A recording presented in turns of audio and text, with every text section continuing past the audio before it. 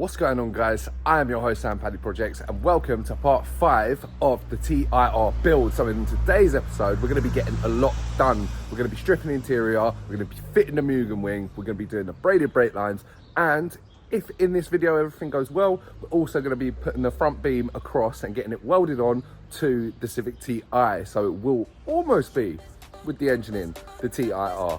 So let's jump in, let's get it done, let's get active. So without delay, it was time to drill out some of the structural parts that go onto the gearbox mount. So a bar goes across and then mounts onto the gearbox. But it's important to get these legs out. The ABS pump was actually blocking my way to be able to drill it out. So there were a load of pesky 12mm bolts and some hiding behind some trim too, as you'll see here. So I managed to get them out, and what I should have done is actually left them in and taken these lines off first. So I put the bolts back in to take all of these lines off. And this is kind of not how to do it. Yeah, probably shouldn't have let that drop. And now I have access to all the spot welds to be able to remove this from the chassis. And with that corner piece out, I was able to remove it. And go easy on me, guys, this is my first time doing this. Probably not the correct way to do it.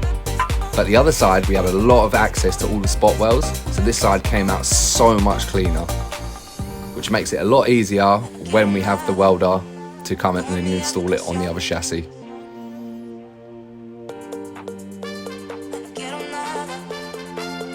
Nice and easy. And he has arrived. And we've mocked it up exactly where we need it with everything in place, including the bolts. Couldn't get footage of it being welded, but with it welded, it was time to prime it, and we needed to use some seam sealer too. And once it's primed, it will be painted.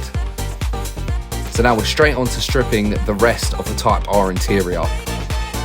And as you'll see here, we're undoing the seats and the connectors beneath. There's 4 12mm bolts holding in each seat, and we took both seats out.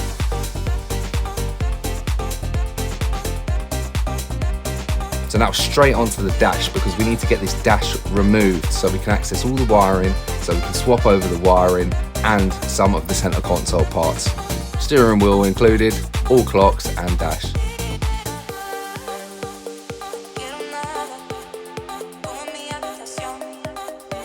And out comes the radio. Next is the steering wheel airbag, has 2 Torx bolts inside, a couple of electrical connectors. And onto the rear seats, they're pretty similar to the front to be fair, a few electrical connectors and a few 12mm bolts. Time to take the arch lining down. Nice and easy. Have to do the same with the TI interior too, but I won't bore you with all of that. But we do have our compulsory TIR build giveaway up next. So go down there into the comments, write me a comment, put subscribe next to it, hit that subscribe button, and you are in for your chance with winning a carbon fiber shift knob. I'm going to be picking the winner with one of those spin the wheels. So your username on YouTube will go into that. I'll leave you a comment underneath your comment on mine to get in contact with you, and then I will be sending one out to you. Absolutely no reason why you shouldn't be entering. So get down there, you know what you got to do, go and do it. Plus, I'm sure that added at least 5 horsepower. Now how many played? All right, so we've got some braided brake lines in here, and I'm super excited to get these on, just because last time I was at the track, I was feeling a little bit of a spongy feel, and I think these should mitigate that spongy feeling, hopefully. Obviously, we can't do too much about brake fade apart from having the Jordan Groove discs and some good pads in there, but hopefully these will help out and make it feel a lot better on the pedal. So let's get active, let's loosen up these lug nuts and get this car up in the air. I'm so excited about this modification. So with the wheel off, we just want to give us a little bit more clearance and turn the wheel out to us. And let's clean up these calipers first, because we don't want any dirt getting in the lines. And that's one mounting point for the line. And that connector block you see that goes into the hard line, we're going to have to crack the hard line loose, and the connector block comes off with the hose that goes to the caliper. A few little taps just to break her loose. Now comes the line.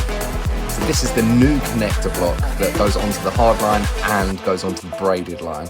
So we just want them mocked up in the right place with a washer either side of the banjo bolt, I believe. And just like that, we are now installed. Now, I don't know if that needs 2 washers. I think it might just need the 1, but we're not gonna be bleeding it just yet anyway, so we'll leave as is for now. That's quite easy to get to anyway.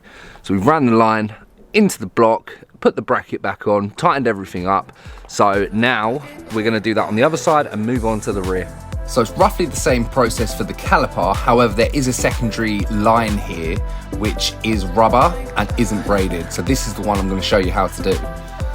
So as you saw there's a bracket, pop the bracket loose, but of course clean the areas first and crack it loose and get the new line on. No rocket science to it, but make sure you always use a box spanner because you can round these off so easily. So here's where it gets tricky. The TI has a different boot and a different wing mount than your normal Civics and Type Rs. So I have to drill my own holes here. And the weather decides it doesn't like my spoiler very much. Thanks. So I measured where the holes were on the old Type R. I basically transferred it over, mocked up the old wing, and as long as it was sitting flush and flat and in the right place, then I knew my Mugen wing should be able to sit correctly. But they have these weird brackets on the spoiler on the TI, so I had to reuse them and use some self-tappers on the Mugen wing and bolt it in from the bottom of the boot. And use a load of white silicone sealant to glue it down and make it waterproof.